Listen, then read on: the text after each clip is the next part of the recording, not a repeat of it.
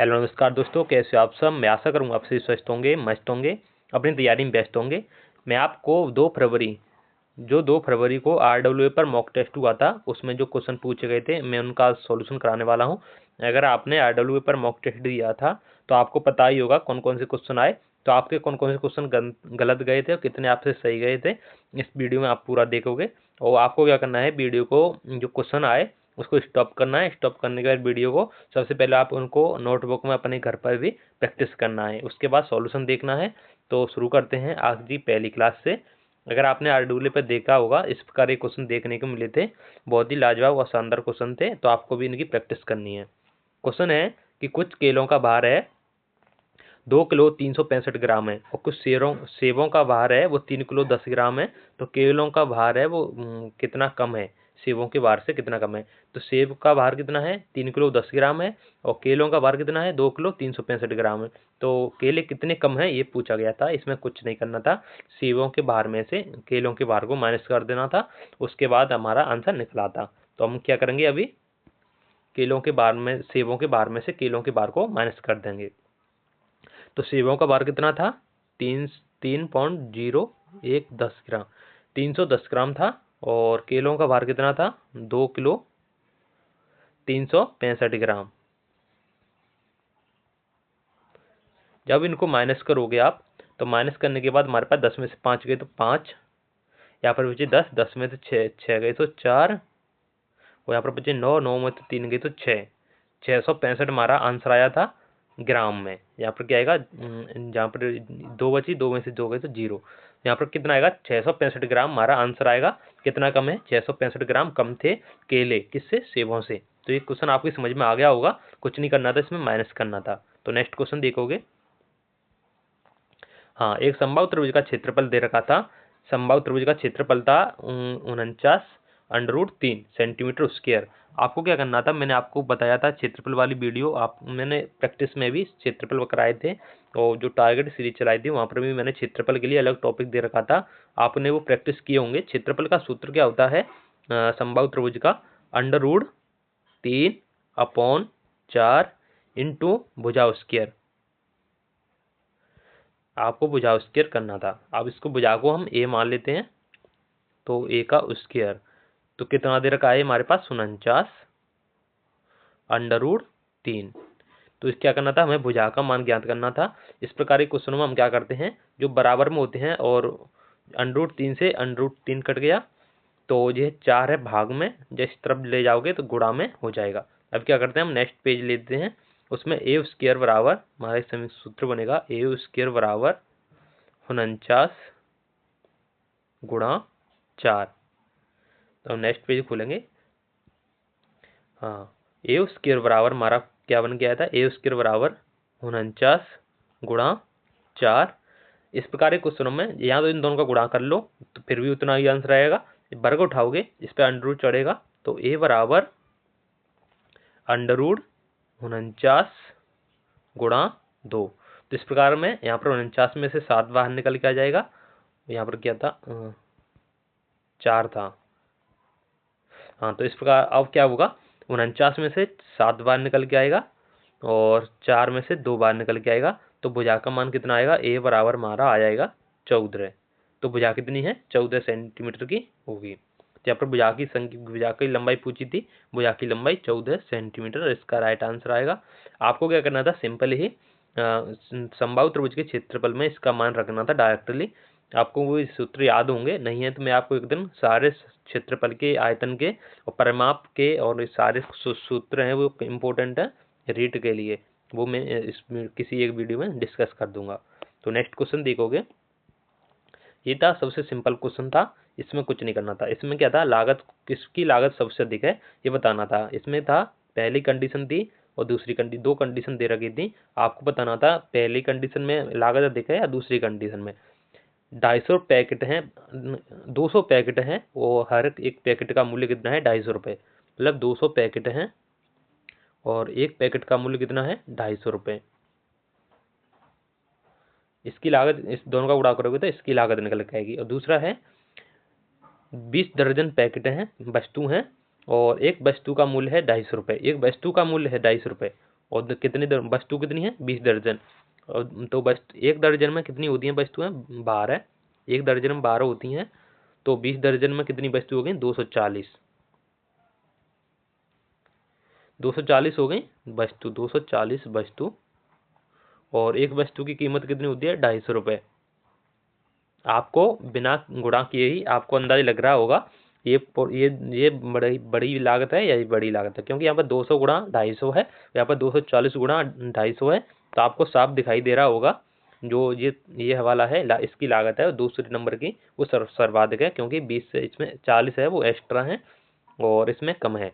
ये 200 गुणा 250 है और ये 240 गुणा 250 है, तो इसकी लागत सबसे ज़्यादा है। यहाँ तो आप गुणा करके भी देख सकते हैं, नहीं तो हम क्या करेंगे एग्जाम में डायरेक्ट ही देखना है, बहुत ज़्यादा हमें क्या करना है टाइम बचाना है। तो 240 गुणा 250 इसका राइट आंसर होगा ऑप्शन बी, दूसरा वाला ऑप्शन है वो राइट आंसर होगा। अब एक क्वेश्चन है एक समलंब चतुर्भुज का, आपको समलंब चतुर्भुज का क्षेत्रफल ज्ञात करना है जिसकी समांतर भुजाओं की लंबाई 3 सेंटीमीटर और 5 सेंटीमीटर है। इसमें दो समांतर भुजा होती हैं, इसकी समांतर भुजाओं की बीच की दूरी है वो 6 सेंटीमीटर है। आपको इस प्रकार एक क्वेश्चन है, आपको क्या करना है एक तो पहले 3 सेंटीमीटर की भुजा बना लेनी है और दूसरे उसके समांतर ही दूसरी भुजा बना लेनी है। ये कितने की है ये 3 की है और ये कितने की है 5 की है। अब क्या करेंगे इसको इससे मिला देंगे, ये क्या बन गया समलंब चतुर्भुज बन गया। अब क्या करना है इसमें लंब डालना है और लंब कितने का है 6 सेंटीमीटर का। तो हमारे पास दो भाग बन गए, एक तो बन गया आयत का जिसकी 6 सेंटीमीटर और एक बन गया आयत, एक बन गया त्रिभुज हमारे पास। इस त्रिभुज की इतनी भुजा कितने की है, जब ये दोनों ही समांतर हैं और ये दोनों ही लंब हैं तो ये भी 3 है तो ये भी दो भागों में बट जाएगा, ये भी 3 और 2 में बट जाएगा। रुको 1 मिनट, हाँ ये 3 और ये 2, आपको दो दो हिस्से दिखाई दे रहे होंगे, ये वाला 3 और 3 ये क्या है आयत है, 3 और 6 ये दोनों भुजा बराबर होंगी और ये दोनों भी भुजा बराबर होंगी।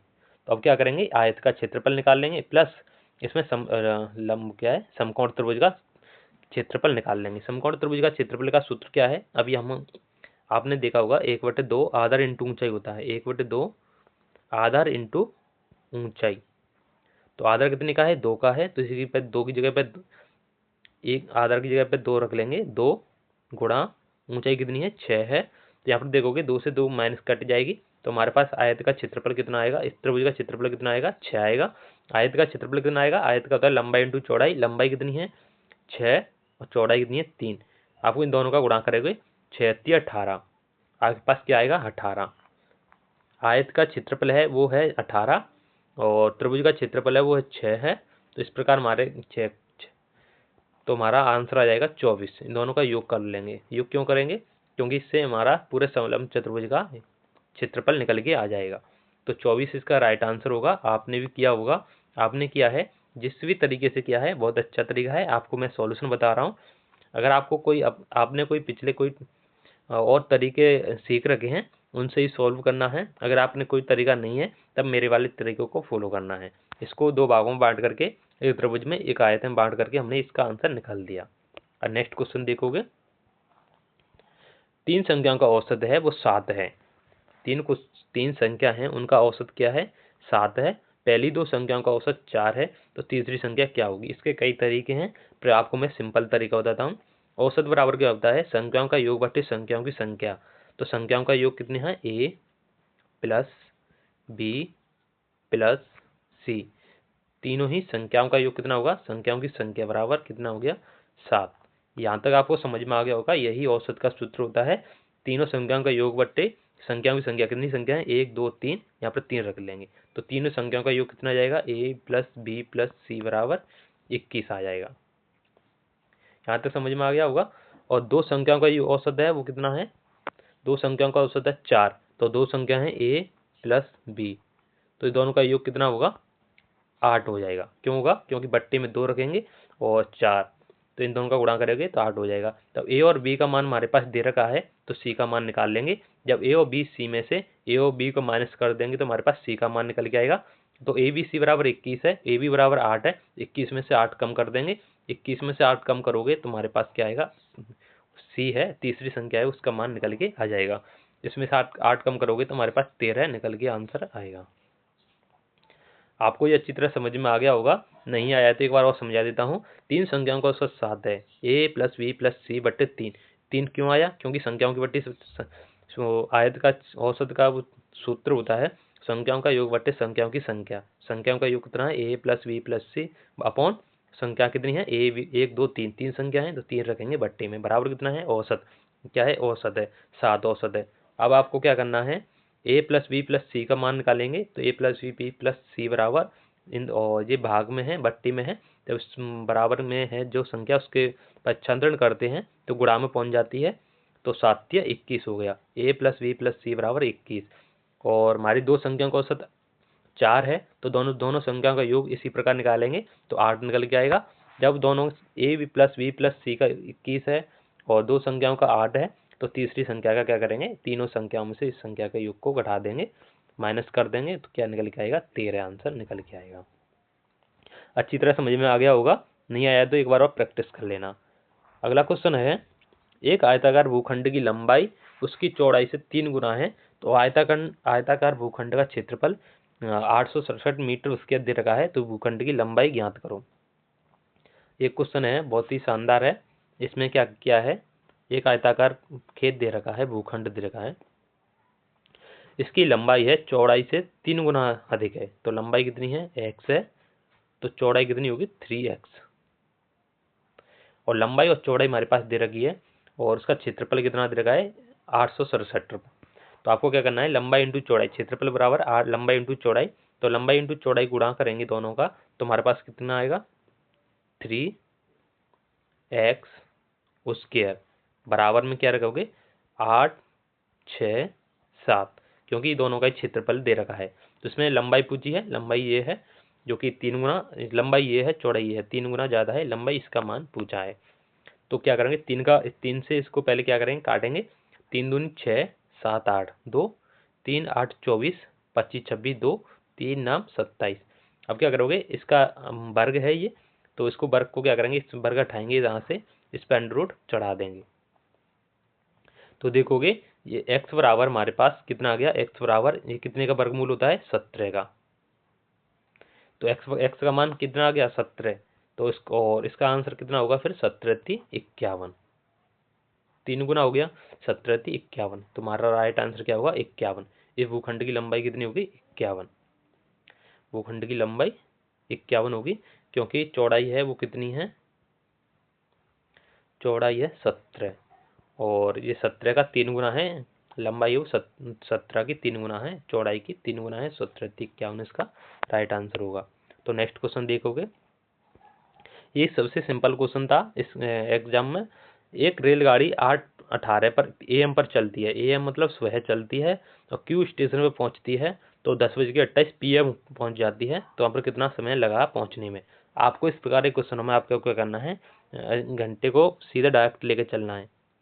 8 से सुबह के 8 बजे से 8:18 से चलती है, तो शाम को 8:18 तक इसको कितने घंटे हो गए? 12 घंटे। अब 8 से 18 घंटे के लिए 12 हो गए। अब ये कितना है? 10:28 है, तो उसको 9 से 18 कितने हो गए? 1 घंटा और बढ़ गया, तो किसको हो गए? 13 घंटे। और 9 से 10:18 तक पहुंचने में इसको 14 घंटे हो गए, और 10 मिनट एक्स्ट्रा भी हैं, 28 है इसलिए 10 मिनट एक्स्ट्रा और लेंगे, तो 14 घंटे 10 मिनट क्या हो गया? 14 घंटे 10 मिनट कैसे एक्स्ट्रा है? क्योंकि ये मैंने 18 तक ही लिया है। 10:18 तक 14 घंटे कंप्लीट हो चुके हैं, और यहाँ पर 10 मिनट एक्स्ट्रा भी हैं, 28 है, तो 14 घंटे 10 मिनट, 14 घंटे 10 मिनट इसका राइट आंसर होगा। आपने किया होगा तो बहुत ही शानदार तरीके से कर लिया होगा, बहुत आसान है। इसमें क्या करना है? इस समय से उस समय को माइनस करना है। यहाँ पर आप इसको रेलगाड़ी वाला टाइम होता है उसमें भी कन्वर्ट करके कर सकते हैं, बहुत ही आसान तरीके से हो जाएगा। तो अगर नेक्स्ट क्वेश्चन देखते हैं, एक घन की सभी भुजाओं का योग 48 सेंटीमीटर है, 48 सेंटीमीटर है, तो उसका आयतन क्या होगा? आपको क्या करना है? घन में कितनी भुजा होती हैं आपको पहले ये मालूम होना चाहिए। एक घन में 12 भुजाएं होती हैं, भुजाएं बोलते हैं किनारों से, 12 किनारे होते हैं। अगर आपके पास पासा है या माचिस की डिब्बी है तो वहाँ पर आप देख सकते हैं 12 किनारे होते हैं। तो 12 किनारे सभी बराबर होंगे क्योंकि क्या है, घन है, तो उसको किनारों को ए मानेंगे। तो उनका योग कितना दे रखा है, 48। तो ए बराबर कितना हो गया, ए बराबर हो गया 12 चौक 48 4। अब इसकी आयतन है वो कितना होगा, आयतन कितना होगा, भुजाक्यू होता है आयतन। आयतन के लिए क्या होता है, भुजाक्यू। तो हम क्या करेंगे, 4 का क्यू करोगे तो 4 का क्यू होता है 64। 4 का क्यू कितना होता है, 64 होता है। तो इसका राइट आंसर भी कितना होगा, 64 हमारा राइट आंसर होगा। ऑप्शन सी हमारा राइट आंसर होगा। आपको यहाँ पर दिखाई दे रहा होगा 64। तो आपको ये अच्छी तरह समझ में आ गया होगा। नेक्स्ट क्वेश्चन देखोगे, एक छात्रावास में 40 छात्रों के लिए 30 दिन का खाना दे रखा है और वो 60 छात्रों के लिए कितने दिन के लिए होगा। 40 छात्रों का खाना है, 40 छात्रों का खाना है वो 30 दिन का है। इस खाने को हमको कितने छात्रों में बांटना है, 60 छात्रों में कितने दिन के लिए चलेगा। जिसकी किसी कैंपस में 40 छात्र थे, उनके लिए 30 दिन का खाना है उपलब्ध है वहां पर की। तो वहां पर क्या करना है, 40 की जगह पर 60 छात्र आ गए तो वो खाना कितने दिन के लिए चलेगा। तो इस प्रकार के क्वेश्चनों में बराबर में रख लेंगे। 30 से 60 को काटेंगे 2 बार, 2 से 40 को काटेंगे 20 बार। तो कितने दिन चलेगा, 20 इसका राइट आंसर होगा। कितने दिन चलेगा, वो आएगा 20 दिन। 20 दिन के लिए खाना खत्म हो जाएगा 20 दिन में। तो नेक्स्ट क्वेश्चन देखोगे, अच्छी तरह समझ में आ गया होगा। एक कमरे की लंबाई, चौड़ाई और उसके प्रति क्षेत्रफल के हिसाब से उसका खर्चा भी दे रखा है। इस प्रकार को लागत कितनी आएगी, आपको क्या करना है, सबसे पहले लंबाई इंटू चौड़ाई दोनों का क्या करना है, गुणा करना है 3.75 और गुणा में क्या करना है 800 गुणा करना है। क्योंकि ये क्षेत्रफल है, इस क्षेत्रफल में ही 800, 1 मीटर उसके बराबर 800 रुपया है। तो जो 5.5 इंटू 3.75 है, इनका क्षेत्रफल निकलेगा। उस क्षेत्रफल में 800 का गुणा कर देंगे तो हमारी लागत निकल के आ जाएगी। आपको ये क्वेश्चन सॉल्व कर लेना है। यहाँ पर 0 आ जाएगा, पॉइंट उठाएंगे तो यहाँ पर भी पॉइंट उठाओगे तो 2 0 आ जाएंगे। अब आपको क्या करना है, 2 0 से 2 0 माइनस कर देना है और 5 से इसको काट देंगे, 5 से 11 बार, 5 से 2 बार और इस 2 से 8 को काट देंगे 4 बार। यहाँ तक आपको समझ में आ गया होगा। अब क्या करना है, इन दोनों का गुणा कर लेंगे। गुणा करने के बाद हमारा आंसर निकल के आ जाएगा। आपको क्या करना है, इसका आंसर कमेंट बॉक्स में कमेंट भी करना है। तो अगला क्वेश्चन देखेंगे, कितने वर्ष में 12% की दर से 3000 का साधारण ब्याज 1080 हो जाएगा। अब कितने वर्ष में, अब इसमें टाइम पूछा है। मूलधन हमारे पास दे रखा है 3000 रुपये। 3000 रुपये हमारे पास कितना दे रखा है, मूलधन दे रखा है। दर कितनी दे रखी है, 12% है। और टाइम कितना है, टाइम हमारे पास पूछा गया है। बट्टी में 100 रखेंगे। ब्याज हमारे पास कितनी दे रखी है, 1080। इस प्रकार के क्वेश्चन है वो आराम से हो जाते हैं। साधारण ब्याज के 2 जीरो से 2 जीरो कट गई, 30 की 1 जीरो है उसमें से मैंने 1080 में से काट दी। 12 9 में 108 9 बार और 3 से मैंने 9 काट दिया 3 बार। आपको इस प्रकार कैलकुलेशन करनी है ताकि बहुत ही आसान तरीके से हमारा सवाल है वो सॉल्व हो जाए। तो टी बराबर कितना हो गया, 3 वर्ष। अगर आपको ये कैलकुलेशन समझ में नहीं आ रही है मैंने कैसे काटा है, मैं एक बार और समझा देता हूँ। 3000 की 2 जीरो से मैंने 100 की 2 जीरो काट दी। जो बचा 30 की मैंने 1 जीरो में से 1080 की जीरो काट दी। अब हमारे पास बचा 3 इंटू 12 इंटू टी बराबर 108। अब 12 से मैंने 108 को काटा 9 बार और 9 को मैंने 3 से काट दिया 3 बार। ये मेरा कैलकुलेशन थे। टी बराबर मेरा 3 ईयर आ गया, 3 ईयर। इसका राइट आंसर होगा 3 वर्ष। अगला क्वेश्चन देखोगे, किसी वस्तु का अंकित मूल्य 500 रुपये है। दुकानदार है 5% की छूट देता है फिर भी 25% का लाभ कमा रहा है। तो लागत मूल्य क्या होगी, लागत मूल्य क्रय मूल्य को बोल देंगे। तो अंकित मूल्य कितना है, 500 है। 500 पे उसने कितने की छूट दी थी, 500 पे 5% की छूट दी। तो उसको कितने का फायदा, कितने में बेचा, मतलब छूट के बाद ही बेच दिए हैं। जैसे कि आप कोई जूता लेने गए तो वहाँ पर 100 रुपये के जूता थे या 500 रुपये की जूता थे, 50 रुपये में उसने छूट दे दी आपको। तो 450 में आपने क्या किया, खरीदा था। आपके लिए विक्रय मूल्य है वो। तो आपको विक्रय मूल्य निकालेंगे सबसे पहले। 2 जीरो से 2 जीरो कट गई, 25 25 क्या है, 25 उसकी छूट है। उसने 25 रुपये की छूट दी थी। अब छूट कितने की दी थी, 25 रुपये की। तो उसको बेचा कितने में, 475 रुपये में। ये क्या है, विक्रय मूल्य है। फिर भी उसने लाभ कितने कमाया, 25%। लाभ कितने, लागत मूल्य क्या है, एक्स।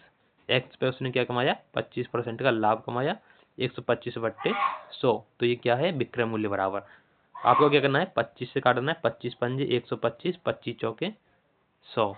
अब क्या करना है, 5 से इसको काटेंगे सबसे पहले, 5 नाम 45, 46, 47, 55, 25, ये कर दिया।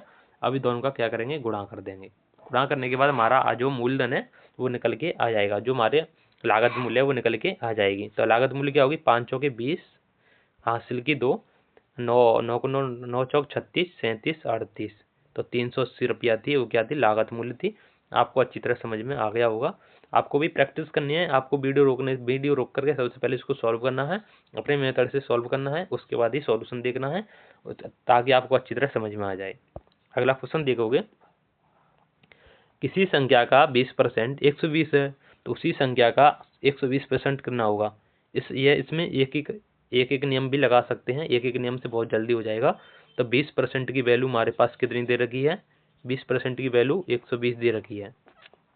20% की वैल्यू 120 दे रखी है, तो 1% बराबर निकालेंगे। पहले 0 से 0 काट देंगे, 2 से काट देंगे, 12 को 6 बार, तो 1% बराबर हमारा कितना आ गया, 6। तो 1% के बराबर हमारा 6 आ गया। तो 120% कितना होगा, तो इसमें 120 का गुणा करोगे और इस तरफ भी 120 का गुणा करेंगे। तो 12 छक्का 72, 720 रुपये हमारा राइट आंसर आ जाएगा। ये एक एक नियम से मैंने सॉल्व किया है, बहुत ही आसान तरीके से, बहुत ही लाजवाब तरीके से सॉल्व हो गया है। आपको एक एक नियम और बोडोमास का नियम बहुत ज़्यादा याद रखना है, क्योंकि ये इसी सूत्रों के द्वारा सभी लासा मासा है, परसेंटेज है, सारे सूत्र इसी से हो जाएंगे, सारे सवाल इसी से हो जाएंगे। आपको एक एक नियम को बहुत अच्छी तरह से पढ़ लेना है।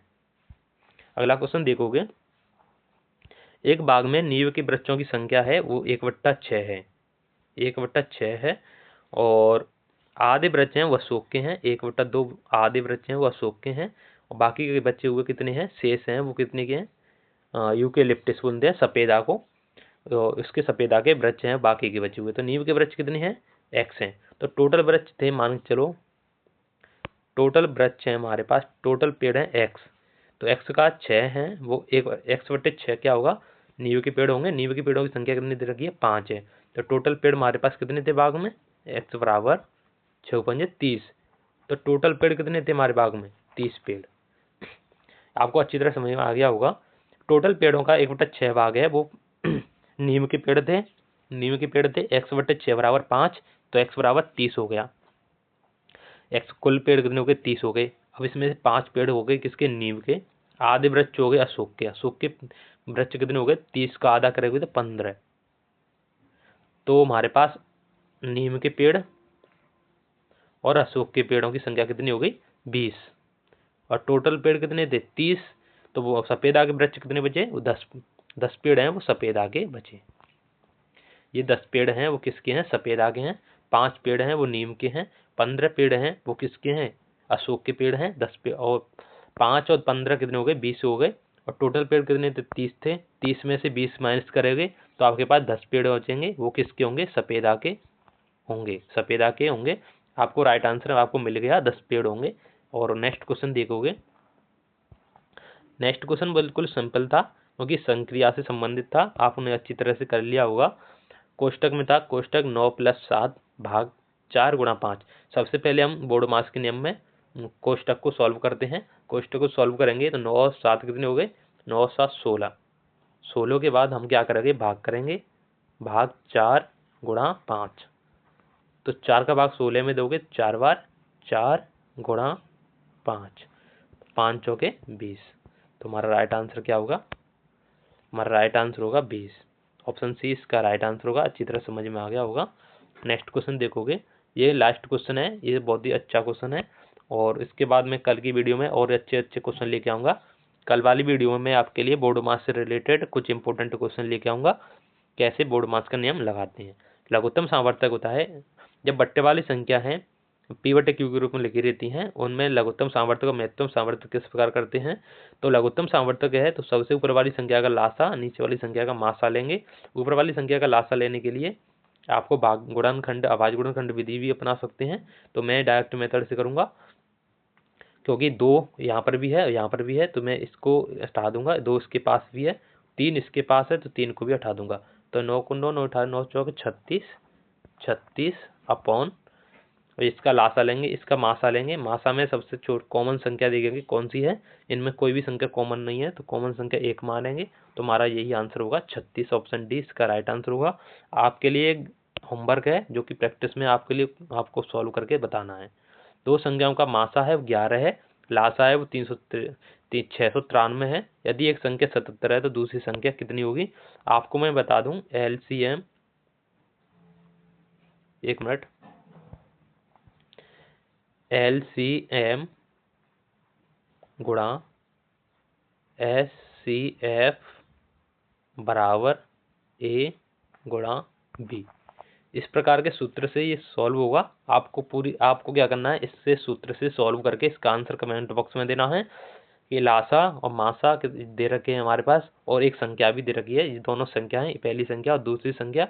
ये है एलसीएम, ये है एचसीएफ। हमारे पास दोनों एलसीएम एचसीएफ का गुणनखंड बराबर है, वो दोनों संख्याओं के गुणनखंड के बराबर होता है। आपको इसका सॉल्यूशन करके कमेंट बॉक्स में बताना है। तब तक के लिए धन्यवाद, मिलते हैं नेक्स्ट वीडियो।